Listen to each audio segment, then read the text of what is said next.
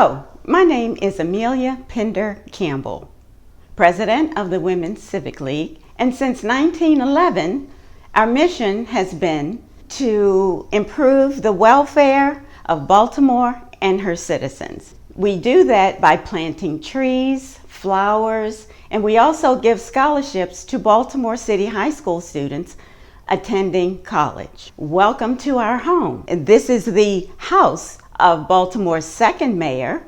The house was built in 1790, and it is also the headquarters of the Women's Civic League.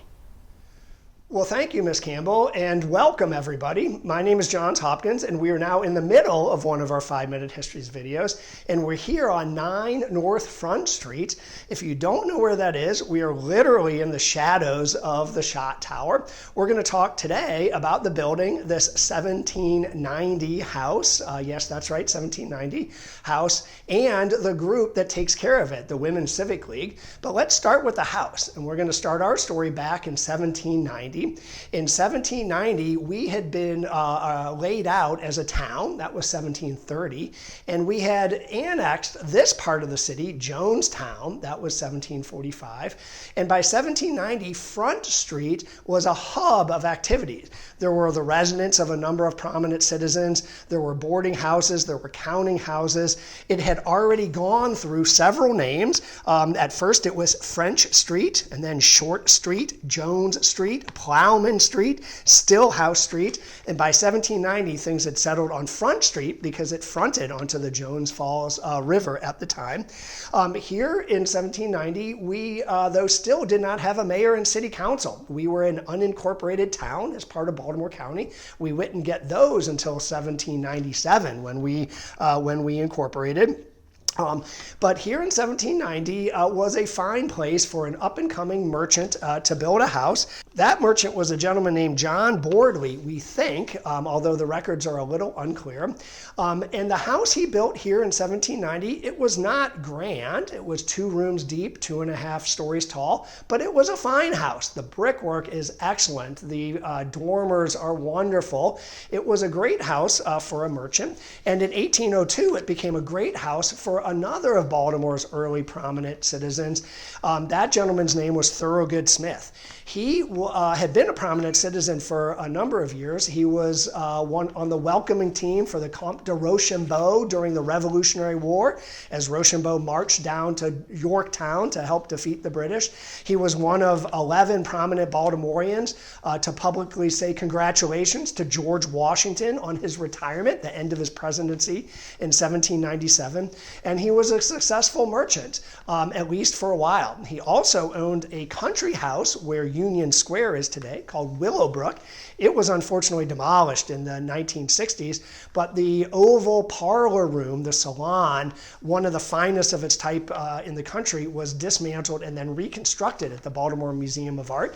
I'm not sure it's still on display, but somewhere at the BMA is Thorowgood Smith's salon from his country house. He lived here. He was the second mayor of Baltimore, 1804 to 1808. He took over from James Calhoun. And as a somewhat aside, he did a couple of really neat things, one of which was helped form the Baltimore Water Company. That's the group that laid water pipes underneath our roads and sidewalks. So if you turn on your tap in your sink today, you can thank Thorowgood Smith back then for his work. Smith eventually sold the building, the house, to the Torrance family. It remained a house until 1875. Then it became a boarding house and a hotel and a restaurant until 1940. It became an auto parts store. That's right, auto parts. Hard to believe, maybe not the best use, but that's what it was. Up until the 1970s, and that's when the city purchased it as part of what they were creating, which was the Shot Tower Historical Park. The Shot Tower right next door, this building, the home of Charles Carroll of Carrollton, the signer of the Declaration of Independence, just around the corner. The Flag House, where Mary Pickersgill lived, the woman who famously sewed the Star-Spangled Banner that flew at Fort McHenry during the War of 1812, all in a cluster here. The city wanted to buy it, and they did, but they kind of didn't want to fix it up. They wanted somebody else to do that, and for that, they turned to the Women's Civic League. And let's say a word about them. They were founded in 1911 to try to help improve and beautify Baltimore. I guess we needed it then. We still need it today. One of their first major projects was Flower Mart. They're the ones who hosted and brought us that springtime wonderful event in Mount Vernon, on Mount Vernon Place, to help showcase the best of Baltimore.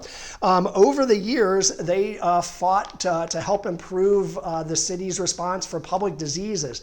They pushed the city to fight urban blight. One of their critics said that they, quote, used the tactics of a plague of locusts. I think that criticism they wore proudly for years after that. Some of their victories include getting the city to require milk be pasteurized and have the date put on the carton so you know when to drink it by, before the federal government did. Got the city to address pollution, and critically got the city to start trash collection. All of that we can thank the Women's Civic League for. In 1913, another group formed called the Women's Cooperative Civic League. It was formed by black Baltimore women. The Women's Civic League was all white Baltimore women. The two groups collaborated on a number of things, including fighting for public health. Tuberculosis was a big issue of the day. There were tensions, racial tensions, between the all-white group and the all-black group. But in the 1960s, they merged into one organization, now all together as the Women's Civic League. In the 1970s, they turned to this house to help restore it. And after a decade of fundraising, they did a fantastic job. Opened, I think, in 1979. They restored all of the brickwork and the dormers and the roof on the exterior. On the interior, they restored the original 1790 staircase and floors and chair rails and woodwork, all still from the original house, miraculously surviving the auto parts days. And then in what I think was a really neat partnership, they partnered with Goodwill Industries. With the Goodwill's help, they went to Goodwill stores and found sort of hidden antique gems and restored them as the furnishings. So Chippendale chairs, for example, or Duncan Fife couches, all in here. One commentator called this house a decorator's dream house, and standing in here, I think it still very much is a decorator's dream house. I'm going to wrap up and say that today the Women's Civic League no longer runs Flower Mart, but they are still very much active, raising funds, as we heard, for scholarships and tree plantings, and I think critically continue to be fantastic stewards of this very unusual, very rare 1790 federal-style historic house right in the heart of downtown. Thanks so much, and we'll see you next time.